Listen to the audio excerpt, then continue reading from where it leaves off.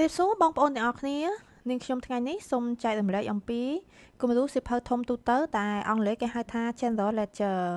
អញ្ចឹងដើម្បីសិក្សាស្វែងយល់សូមទស្សនានៅ slide បន្ទាប់ទៀតតើគំរូសៀវភៅធំគេចុះបញ្ជីមានរូបរាងយ៉ាងដូចម្ដេចហើយគេប្រើប្រាស់យ៉ាងដូចម្ដេចសម្រាប់គណនេយ្យករអ្វីទៅជាគំរូសៀវភៅធំ General Ledger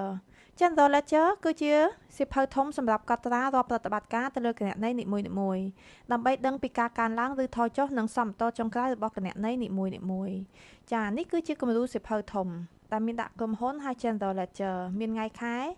មាន account name account number មាន debit credit ហើយ balance គឺបានន័យថាដើម្បីចង់ដឹងសមតុល្យចុងក្រោយរបស់គណនេយ្យនីមួយៗយ៉ាងដូចម្ដេចសល់ប៉ុន្មាន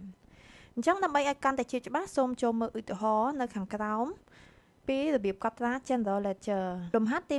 1នៅថ្ងៃទី1ខែ1ឆ្នាំ2025លោកវិចិត្របានបង្កើតក្រុមហ៊ុនចំបៃពី Cambodia Co Ltd លោកបានដាច់សាច់ប្រាក់ចំនួន$10,000ជាដើមទុនរកស៊ីនៅថ្ងៃទី1ខែ1ឆ្នាំ2025នោះក្រុមហ៊ុនបានសម្រេចចិត្តទិញធានារ៉ាប់រងសម្រាប់ក្រុមហ៊ុនផ្ទាល់ខ្លួនទៅលើអគ្គិភ័យរយៈពេល1ឆ្នាំដែលមានតម្លៃសរុប$10,000នៅថ្ងៃទី30ខែ6ឆ្នាំ2025ក្រុមហ៊ុនចំបៃពី Cambodia Co Ltd បានកត់ត្រាបិទបញ្ជីប្រចាំឆមាសរបស់ខ្លួនតួលេខបានបង្ហាញថាធានារ៉ាប់រងអគ្គិភ័យត្រូវបានប្រើប្រាស់អស់ចំនួន$5,000ដែលត្រូវបានចុះជាចំណាយចូលកត់ត្រាទិនានុបរិវត្តសៀវភៅធំ General Ledger សម្រាប់ប្រតិបត្តិការទាំងអស់នេះដើម្បីប្រើប្រាស់លេខគណនេយ្យខាងក្រោមនេះចាអញ្ចឹងយើងចូលកត់ត្រាទាំងអស់គ្នាដើម្បីសិក្សាស្វែងយល់ពីការកត់ត្រា General Ledger នៅថ្ងៃទី1ខែ1ឆ្នាំ2025យើងតាក់ទងជាមួយនឹងសាច់ប្រាក់គឺយើងបានក្រុមហ៊ុនបានដាក់សាច់ប្រាក់ចូលសម្រាប់ធ្វើជាដើមទុនចំនួន$10,000សាច់ប្រាក់នៅពេលដែលដាក់ចូលវាកើនគឺស្ថិតនៅខាង debit សូមឲ្យយល់ច្បាស់អំពីការកត់ត្រានីមួយៗអញ្ចឹងសមតុល្យចុងក្រោយគឺ$10,000ចំណែកថ្ងៃទី1ខែ1 2025ដូចគ្នាក្រុមហ៊ុនបានដកសាច់ប្រាក់ហ្នឹងទៅទិញធានារ៉ាប់រងសម្រាប់រយៈពេល1ឆ្នាំនេះគឺចំនួន$10,000អញ្ចឹងកាលណាដកសាច់ប្រាក់បានន័យថាសាច់ប្រាក់ថយសាច់ប្រាក់ cash គឺជា current asset ថយគឺវាស្ថិតនៅខាង credit គេហៅថាឥណពន្ធខាងឥណទានអញ្ចឹង balance នៅពេលដែលយើងដាក់សាច់ប្រាក់ចុងក្រោយយើងយក$10,000នេះដកនឹង$10,000នៅសល់$90,000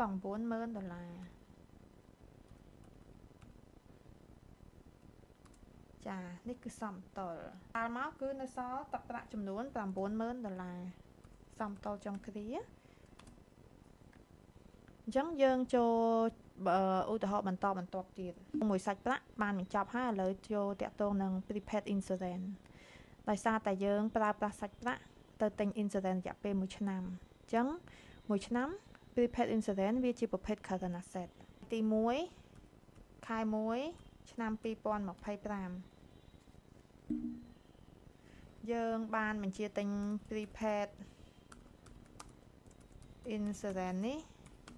ចំនួន1ឆ្នាំ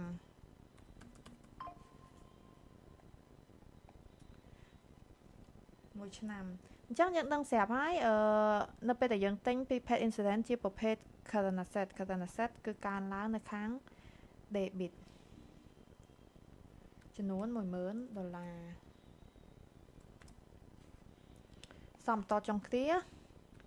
$10,000ចំណែកឯថ្ងៃទី30ខែ6 2025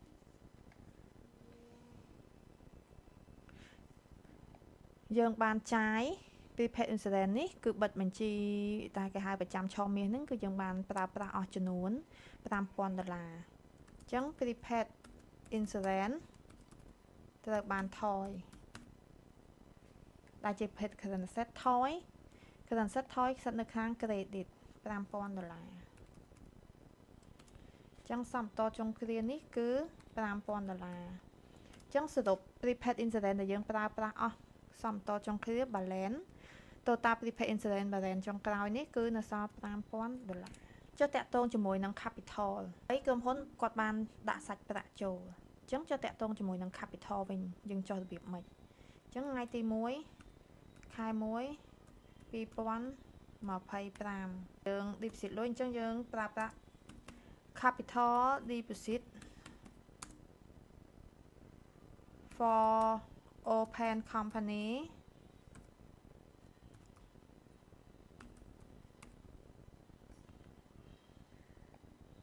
capital កើនឡើងនៅខាង credit $10,000ចឹង balance វានៅសល់$10,000 total capital Mr. វិចិត្រហ្នឹងគឺ$10,000មកតាក់ទងជាមួយនឹង prepaid insurance ម្ដង prepaid insurance នេះគឺយើងបានកាត់កងចំណាយថ្ងៃទី30ខែ6 2025យើងបានបិទបញ្ជីហើយយើងប្រើប្រាស់ prepaid insurance នេះអស់ចំនួន$5,000ហើយ expense នៅពេលដែល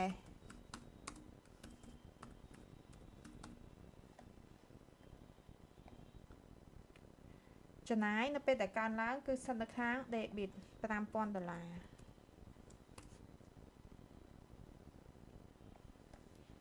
អញ្ចឹងសំតចុងគ្រាវាគឺ$5,000អញ្ចឹង total insurance expense នេះសំតចុងគ្រាគឺ$5,000ចាអញ្ចឹងនេះគឺជាលំហាត់គំរូ general ដែលច្បាស់អ្នកគ្រូសូមបង្ហាញអំពីគំរូសៀវភៅធំនៅក្នុងប្រព័ន្ធ QuickBooks តើគេចុះមិនហើយ General Ledger បង្ហាញមិនអញ្ចឹងយើងចូលសិក្សាស្វែងយល់ទាំងអស់គ្នាចាជាដំបូងដើម្បីតែបានគំរូ General Ledger នៅក្នុង QuickBooks យើងត្រូវតែចុះទៅក្នុង Journal នៅអន្តរការនីមួយៗសិនអញ្ចឹងបន្ទាប់ដំបូងឡើងគឺយើងចូល Company Make General Journal យើងបានសិក្សាស្វែងយល់ពីមេរៀនមុនសម្រាប់ General Journal ហើយ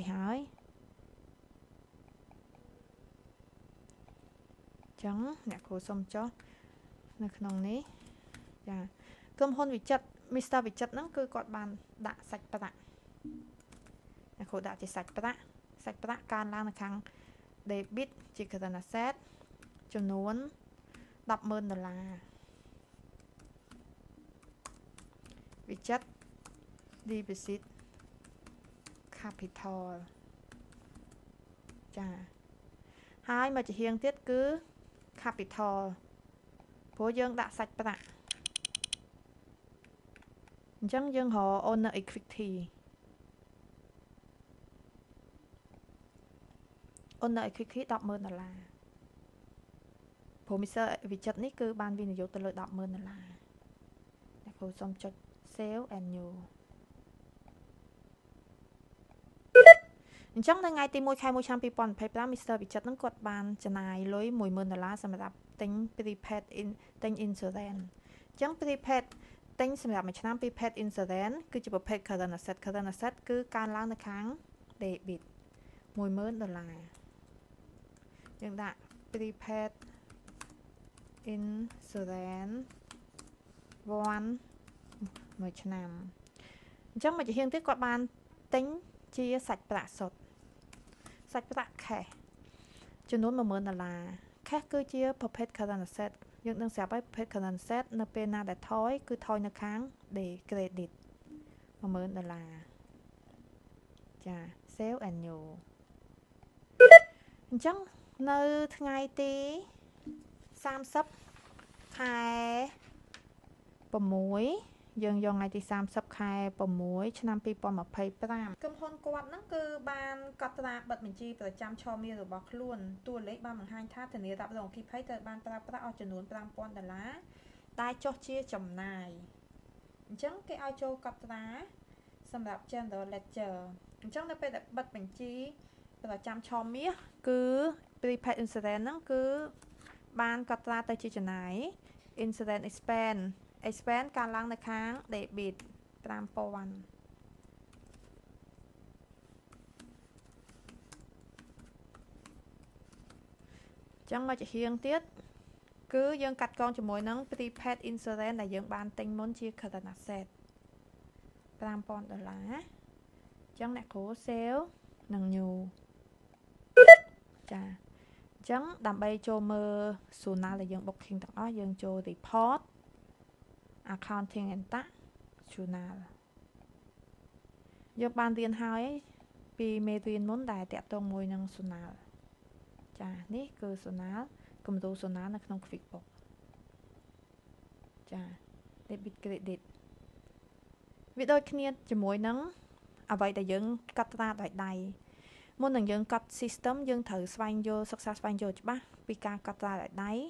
debit credit ចុះខាងណាហើយពីអន្តរការនៃគណនីនីមួយៗខាងណាចុះ debit ខាងណាចុះ credit ដើម្បីប្រព័ន្ធវាកាត់កងនឹងទៅឲ្យបន្ទាប់មកយើងចូលទីដើម្បីចូលមើល General Ledger សៀវភៅធំគំរូអ្នកគ្រូសុំចូល report ដើម្បីចូលមើលសៀវភៅគំរូសៀវភៅធំសូមយើងចូល QuickBook យើងយក report យើងយក accountant and tax ហើយយើងយក General Ledger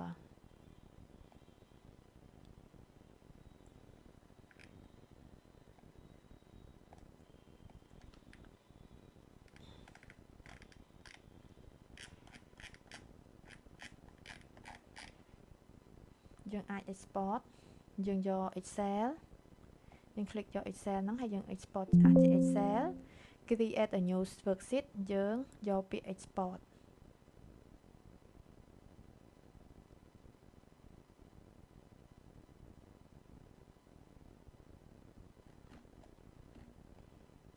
នៅពេលដែលចេញជា Excel ហើយយើង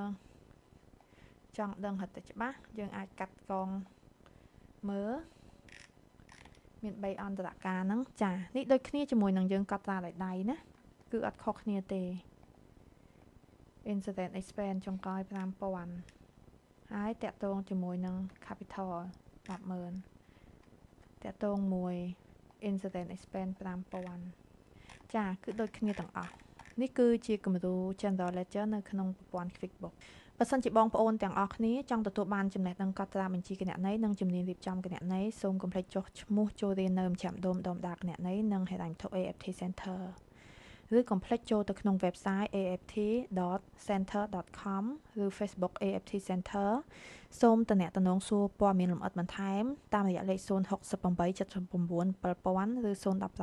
38 7000ចាអរគុណ